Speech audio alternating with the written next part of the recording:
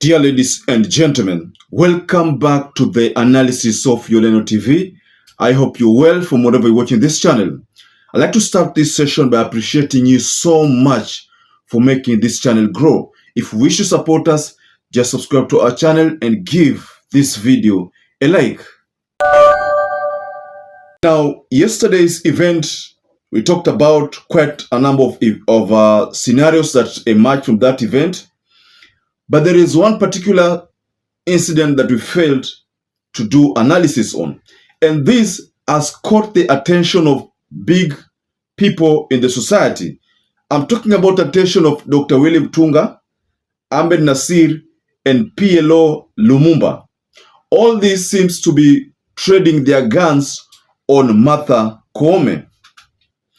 And why is it so?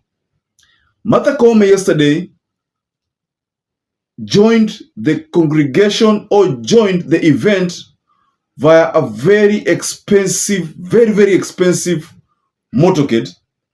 The vehicle that Martha Koome arrived in was estimated to be amounting to around 20 million Kenya shillings.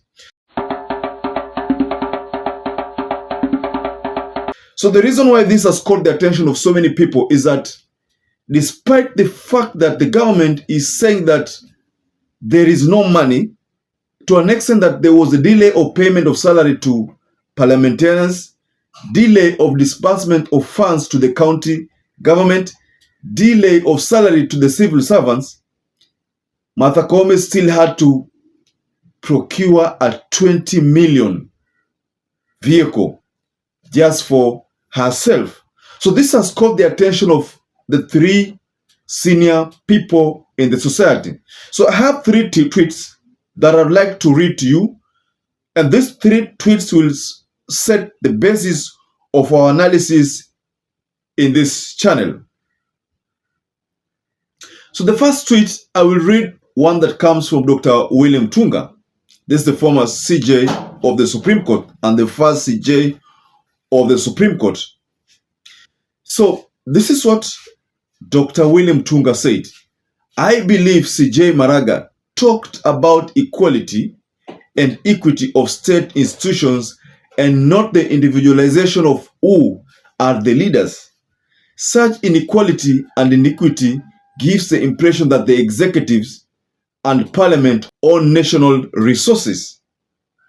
That is a tweet from Dr. WILLY MUTUNGA.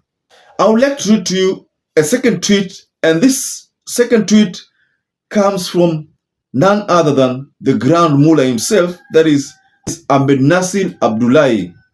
And you know very well that AHMEDNASSIR Abdullahi has always been a Kenya Kwanza, diehard. Though these days, though recently, we've seen that he doesn't take sides with Kenya Kwanza for all the things that Kenya Kwanza does.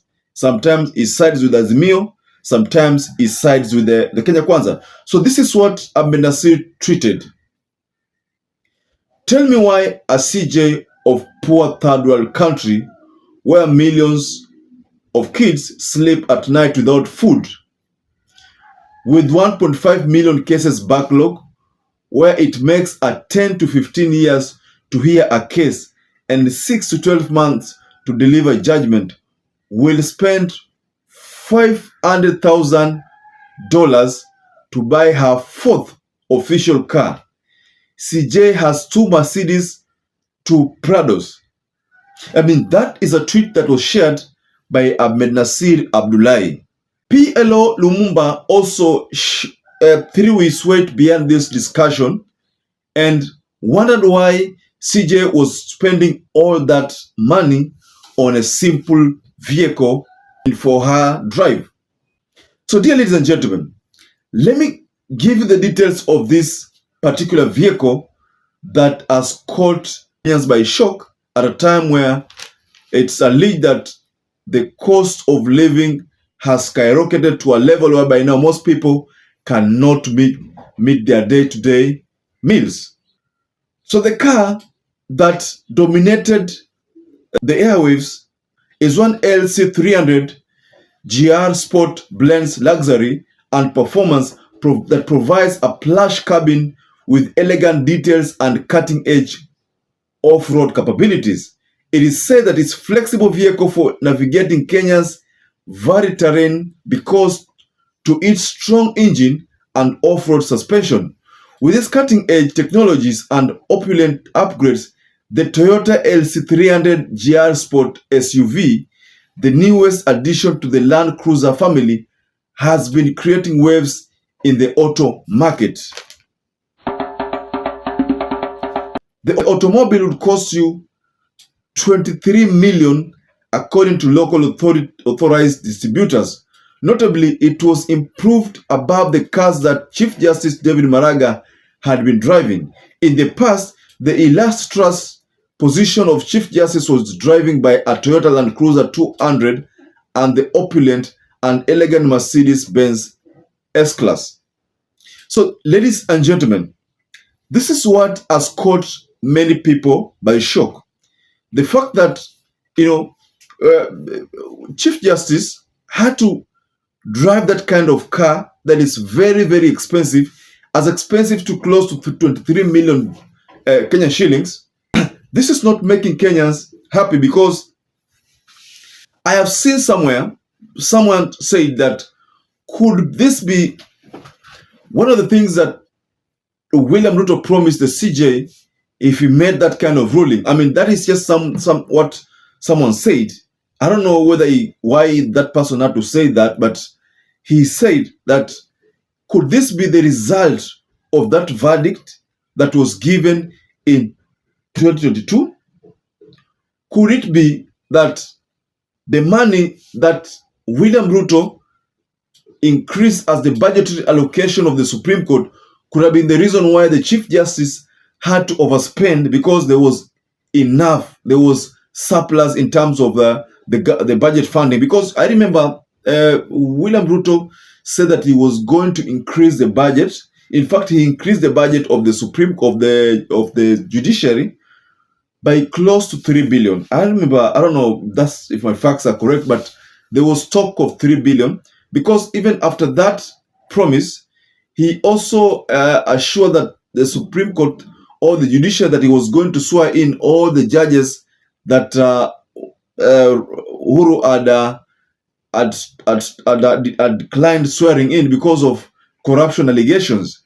You remember the issue of Muchelule also was part of that swearing in of the High Court judges. So, I don't know, but I think what Chief Justice has done is not okay. That is, at least as far as the gentleman whom have shared their tweets with us is concerned, because that is as far as AHMEDNASSIR and PLO LUMUMBA and the Chief Justice, the former Chief Justice, concern is all about. As far as their concern is all about, because why would the Chief Justice spend 23 million on such a car exorbitantly, whereas at the time where the country is not doing well? Because this kind of car, to my understanding, it spends a lot in matters of fuel consumption. The consumption of this car is high in terms of spare part and in terms of fuel. The expenditure to sustain the bills of this kind of car, he could do. So the question is, if at all the president, if the Chief Justice had to spend this kind of money on a car, how much do you think William Ruto will spend on? That is something that I leave to you, ladies and gentlemen, to ponder on. Allow me to share this video where Chief Justice is arriving at the Embu Moi Stadium with this car that has been talk of the town lately. Just check that movement and you can check it. There are also pictures that I've shared with you so that you can actually check also. And I don't know, one wonders whether these are the proceeds of the decision that was of the Supreme Court, whether this is the case. But if it's not the case, then I don't know why the Supreme Court president had to spend this much on simple car, you know. And why is it that Maraga was not did not drive this kind of car William Tunga did drive this kind of car, but the Supreme Court judge of the current Supreme Court judge is the one driving this kind of car. So why is it so? So ladies and gentlemen, allow me to wind up there, and once again I'd like to urge you to please give us your comment below the comment section about this matter, and also I'd like to urge you to stay safe, stay blessed until we catch up again in our next analysis.